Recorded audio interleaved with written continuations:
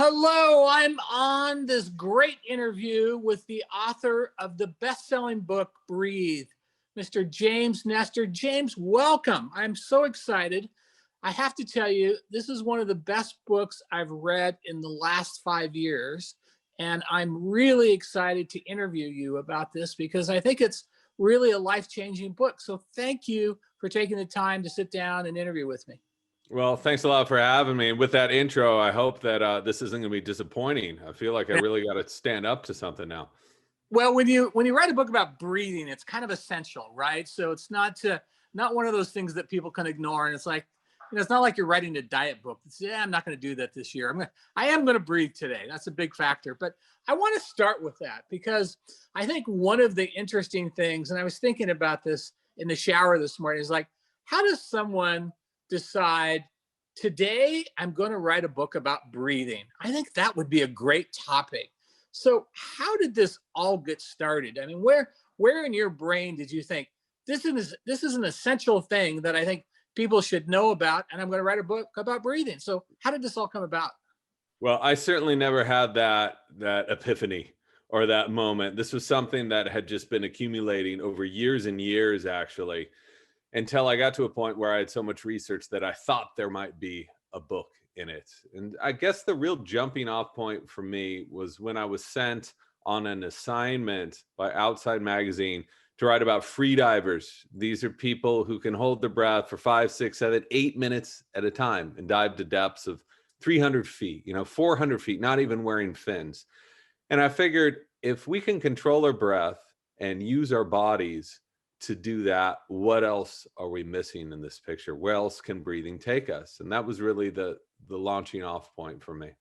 Yeah, and James, I know you're not a physician, you're not a medical doctor, but you do a lot of work in the medical field and writing and journalism and so on. So tell us a little bit about your background and how that played into writing a really credible book. I had written a book called Deep, and that came out about 6 years ago, which was looking at the human body's connection to the ocean from the surface to the very bottom of the sea, and looking at how we're connected to marine mammals, how we can use our ears to see through echolocation, magnetoreception, mammalian dive reflexes, the same reflexes that dolphins and seals and whales use to dive thousands of feet. Humans also have those things. So having that foundation of looking at the potential of the human body sort of prepared me for this next entree into diving in even deeper. It was also helpful that my father-in-law is a pulmonologist, my brother-in-law is an ER doctor. And so we talk about this stuff all the time. And what I was amazed that these guys are interested that we're breathing. They're not interested how we're breathing. And they do such a good job of doing what they do. When you come in and you've got a fork in your lung, or you've been in a car accident, or your lungs are collapsing, they can sew you up. They can cut things out.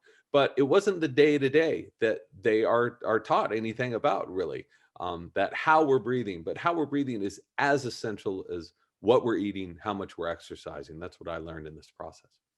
So one of the things that I found interesting is you went through the whole historical kind of anthropology of breathing, back to caveman, right? And the fact that the way our brain has shifted to close off our nasal passages and ever. Can you talk a little bit about that? Because I found that fascinating in terms of how we have evolved as humans and why we've evolved as humans and what that did to our breathing capacity and in effect did to our health. Yeah, so when you set out to write a book about breathing, the last thing you do is think that you're going to be in a lab with about 400 ancient human skulls looking at teeth. But that's where the research took me. And I went to these labs to explore how human breathing is so dysfunctional now. You're like, what? How does that happen? So over the course of evolution, over the past just few hundred years, our faces have grown so flat. I'm a great example of this. Our airways have grown so small that the majority of people today now have some sort of respiratory disorder that we did not have before. So if you take ancient skulls and you compare them to modern skulls, there is a huge difference in their nasal aperture, in their scelicature, in their jaw size. And all you need to do is just look at their teeth. Their teeth were perfectly straight. Our teeth are all messed up. 90% of us have some sort of crooked teeth. Smaller mouth, smaller airway, more difficulties breathing. Yeah, but so the connection, just for the people who are listening to this, is because what you're saying is as evolution occurred, our brains grew, they shifted forward, which scrunched everything. It's like having a rear engine car come forward, right? All of a sudden the seats get smaller, the steering wheel's closer, your face is against the windshield, so I mean, explain how that happened, right? I guess it's evolution of a bigger brain, but then it impacted everything from the nasal canal to your teeth, right? Sure. So what happened with the advent of the controlled use of fire is where things really put the pedal on the metal on brain size. So that released so much more energy in food. And so we use that extra energy to grow a larger brain. So the brain started taking space from the front of our faces, but we were perfectly fine. Okay, because these changes took place over tens of thousands or hundreds of thousands of years. Our mouths grew smaller very slowly. Our teeth grew smaller, totally fine. So our airways were fine. But what happened in just the last 300, 400 years with the advent of industrialized food, that's when our mouths grew so quickly, so small, that teeth had nowhere else to go. So they grew in crooked. And with a smaller mouth, smaller airway, breathing problems. And what kind of problems did you find in the research? I know we hear like sleep apnea is out of control and so on, but you actually went and studied athletes and looked at performance in athletes with regards to how they were breathing, if they were mouth breathers, if they breathe through their nose, and so on. Talk about that research a little bit and what you did with athletes, who they were, and what kind of progress you made with them. Yeah, if you want to see how improperly people are breathing, just go take a walk and look around, and you just see it everywhere. Look at the amount of people who have chronic sinusitis, the amount of people who have asthma, 10% of the population now. Obstructive sleep apnea, it's up to 20% of the population. COPD, I mean, I could go on and on and on. Allergies. So all of us, I won't say all of us, the vast majority of us could be breathing better. And then a huge chunk of us have serious breathing disorders. And you would view someone who is like a marathon runner or a sprinter, you figure these are the most fit people on the planet. I'm sure they're breathing perfectly well. They are not. They suffer from more respiratory illness than the normal person walking around on the street. So there's this big difference between compensation and health. So these people can compete for a few years, then their bodies are wrecked. Or they could breathe properly and take the right precautions and be very careful about what they eat and plan properly and really be healthy and be able to compete for much longer. Something like Tom Brady, he's in his 40s, he's still competing. So, it isn't one specific population. It's not just asthmatics who are having trouble breathing. It's the majority of the human population today. That seems impossible, but all you need to do is look at the data and it's very clear. So James, what would you do? Let's say I'm a track coach and I had, 30 athletes in there. What would you do? How would you analyze them? And what kind of suggestions would you make to have them be more productive? Well, I was lucky enough to learn from a bunch of top trainers, elite trainers to ultra marathoners, NBA stars, on and on. And the first thing that these people do now is look at how they're breathing, right? Because breathing awareness is the very first step of this. The second thing they do is to teach them to engage more diaphragmatic movement. So we have this thing called the diaphragm. It sits right underneath the lungs. And we need that to be moving up and down in a fluid motion. We need a wide stroke here. So many of us breathe just into our chest right here. So we're not engaging the diaphragm. The diaphragm actually helps push a bunch of blood into the heart. Some researchers say the heart is a secondary organ. So I would start with those two things: slow and low breathing, breathing awareness, and then breathing through the nose all the time. I don't care if your nose is stuffed. I don't care if it's difficult. You have to learn to breathe through your nose. It's going to be really hard to ever truly be healthy if you're a mouth breather, period. And that's just because you're not oxygenating the body enough? You are causing your body undue stress. You are overworking it unnecessarily. When you breathe through the mouth, you're breathing too much. You're exposing yourself to pathogens, allergens, viruses, whatever else is in the environment.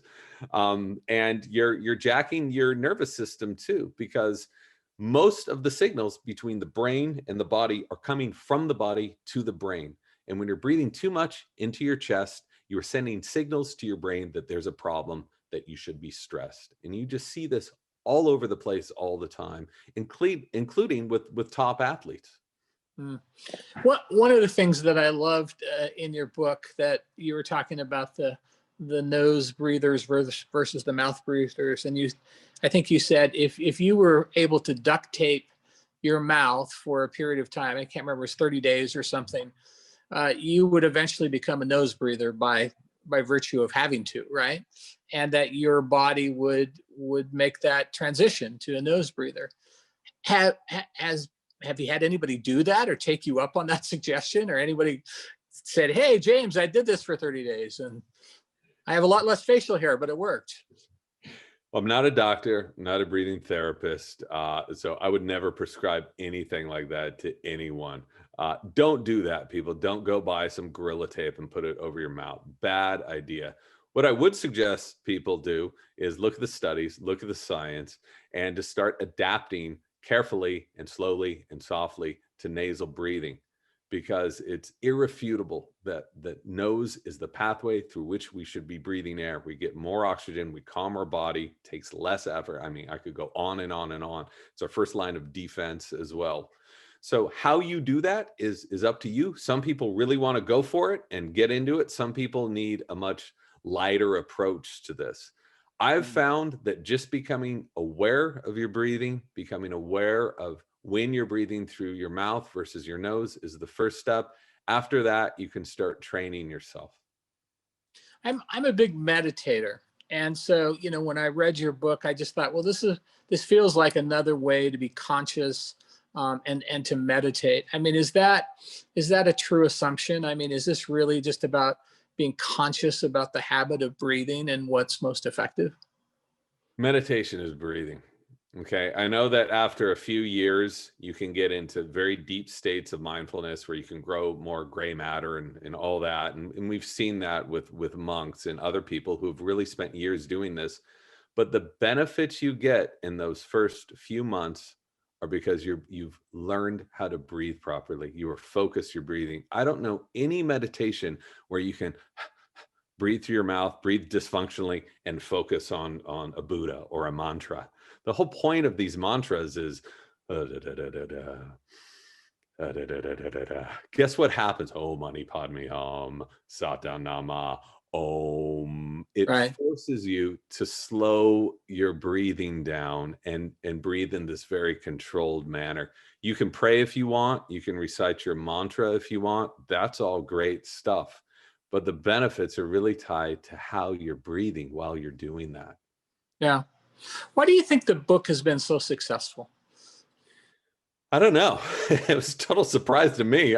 We weren't even going to put it out in May because of the pandemic, distribution problems, massive other issues, and so many other people delayed books. But my editor said, maybe people need to think about their breathing right now. There's a respiratory pandemic that's devastating the planet right now. And so we put it out. And I really was not confident anything was going to happen with it. So I think for a couple of reasons, that everyone breathes, and the fact that something I learned years ago, which is still hard for me to comprehend, but that there are proper and improper ways to breathe, and they will vastly affect how you think. They'll affect neurological function, nervous system function, metabolic function. I mean, you name it. And that's been sort of forgotten by modern Western medicine, even though we've known this in various cultures through centuries and centuries, that breathing is a medicine if you use it properly. And the coolest thing to me, out of everything that's happened in the past 6 months, is hearing from top researchers at Yale, at Harvard, at Stanford, and now starting to work with these guys to do some more research in this area, because they realize it's real. And some of them are like, why wasn't I taught this in medical school? Yeah, seems so fundamental. Do you think the the book was maybe a medicine of itself to get people through the pandemic, that they thought, people have more time on their hands, they're at home, I mean, do you think that was maybe a crutch to help people get through and say, let me think about my body more? Maybe, and if it was, that's great. This is something that's free. It's available to anyone. You can do it at any time. We're breathing all the time, so why not do that better? And that includes during sleep, and that includes while you're working, while you're checking emails. So I don't view this book at all as a self-help book, but if people are able to adopt some of these hacks and incorporate them into their life, whether or not they're working out or whatever, to calm themselves down and operate more efficiently and better, then that's great. Yeah. That's a huge compliment. I know, you've probably had all kinds of victories in terms of people writing you or writing your editor and saying, man, I read this book and now I do this or whatever. Can you share some of those stories? What are some of the things that have made you very proud of this book and feel like it's worthy work? Yeah, and that's been absolutely amazing. Hundreds and hundreds of letters from people. The most ones that connect with me are the ones people who have kids who have had chronic issues that they've seen 12 different doctors. They haven't gotten any help from any of these doctors. ADHD, other issues, learning disabilities, and they hadn't been looking at their breathing, specifically their breathing at night. There's this pandemic of dysfunctional breathing at night for kids. And when you're developing very quickly and you're choking on your own breath 8 hours a night, it's going to destroy you. It will actually stunt your growth, not only how your brain forms, but how you form as a person. So those have been really emotional. They've been completely gratifying to hear that people have received help and have seen huge improvements over the course of just a couple weeks. But also there's a touch of anger in these letters, that these people have dealt with this stuff for years and gotten nowhere. Here's another drug. Their kids are on 12 different drugs.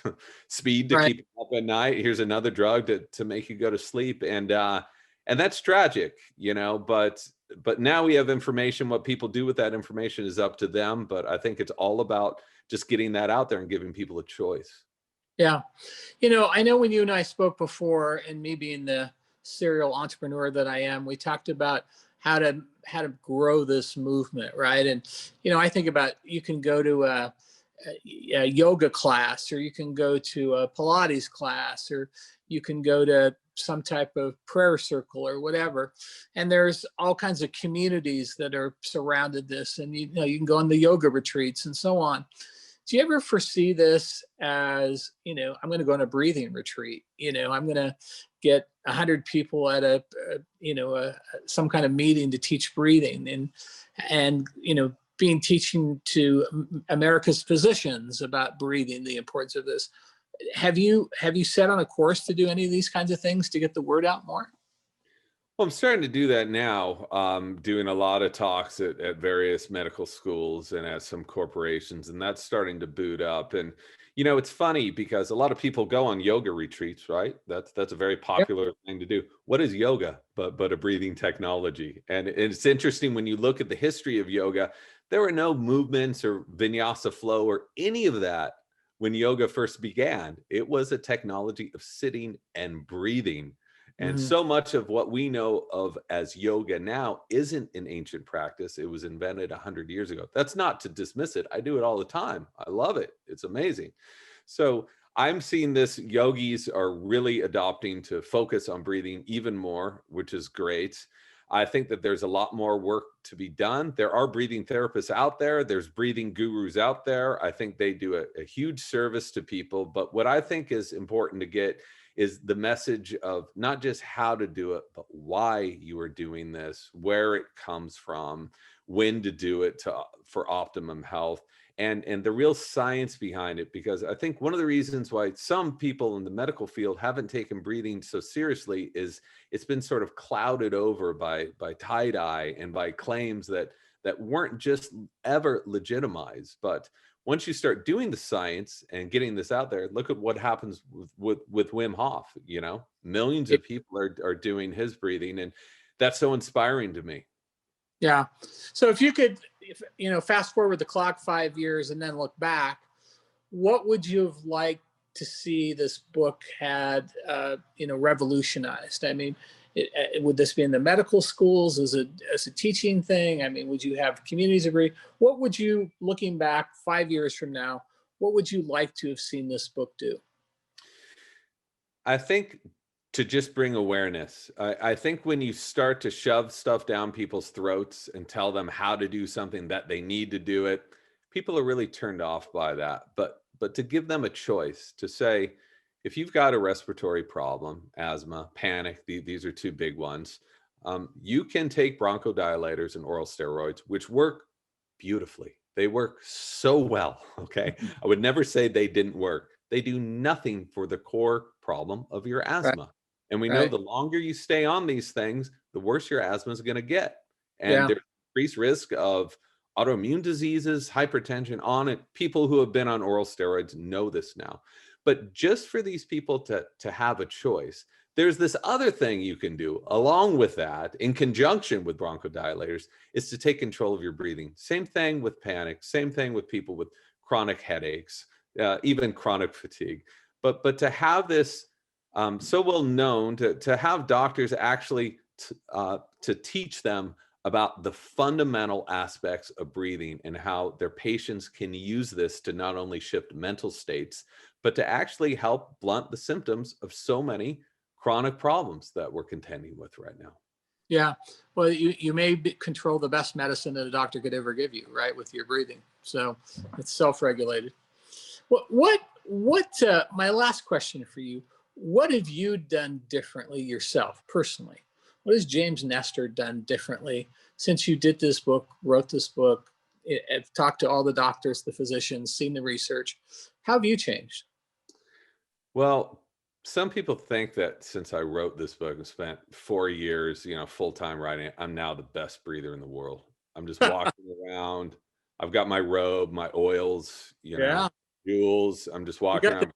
But that's not my role here. My role is to be an objective journalist looking at this stuff and being very skeptical the whole way. That's not to say I didn't pick up a bunch of tricks and tips along the way. Of course I did. You can't talk to someone, a 70-year-old who had asthma for 60 years, who now doesn't have asthma, and not be affected by that, and not want to take some of what she learned and apply it to your own life. So I think the number one thing is I become aware of my breathing all the time, especially when working out. At night, I still wear a little piece of tape to keep my mouth shut. I try to train myself to breathe well throughout the day, always breathing through the nose. But at the same time, I don't want to become a neurotic. I'm breathing through my mouth a little bit. I'm talking to you. I'm breathing through my mouth when I'm laughing. That's completely fine. Some people think that it's all, you got to go all this way or all that way. It's like food. Do I eat a piece of cake on occasion if it's someone's birthday? Of course. But the rest of the time, I'm trying to focus on good food. Breathing should be considered that same thing. The biggest benefits you're going to be getting out of this is to try these practices, acclimate your body to it, so it becomes a habit, so you don't have to think about it. Who wants to walk around with a notepad or an app in front of themselves all day? No. But sometimes that takes a few months of work to get there. But once you get there, the benefits can be really profound. Well, James, thanks for being with us today. The book is called Breathe. Again, folks, one of the best books I've read in the last 5 years, and it's not something you're going to ignore. Breathing is kind of essential. So pick up the book today. The book Breathe. And James, thank you for spending some time with us today. Best wishes. Thanks for all you're doing for humanity with this book. Appreciate it. Thank you very much, Dwayne. Appreciate it.